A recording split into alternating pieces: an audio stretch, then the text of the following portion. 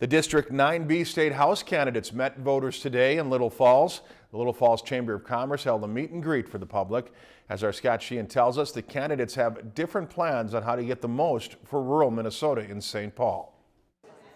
Meet District 9B's candidates, incumbent Republican Ron Krisha and Democratic challenger Al Doty. I know the importance of economic development and job growth in our area. I have focused on rural economic development and bringing high-paying jobs into rural areas of the country.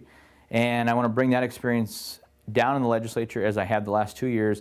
I felt very strongly, and a lot of other people did too, that the current occupant of the chair just isn't voting for this district. And we had a lot of conversations about who could do that better, and they kept bringing my name up until they finally wore me down.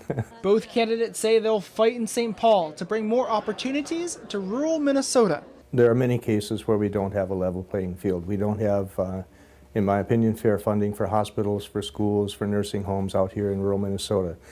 When we did the last transportation bill, we got a good formula for transportation here in rural Minnesota, but that's you know, we're running out of money, and we're going to have to talk about that again. Our education and our long-term care. We have to make sure that we bring in young families and businesses so they can sustain the tax base to support our senior citizens in our long-term care, as well as be able to support our schools with their tax base. Both candidates met with voters today during the Little Falls Chamber of Commerce meet and greet.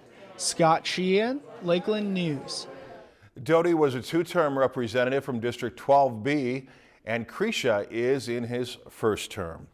If you've enjoyed this segment of Lakeland News, please consider making a tax-deductible contribution to Lakeland Public Television.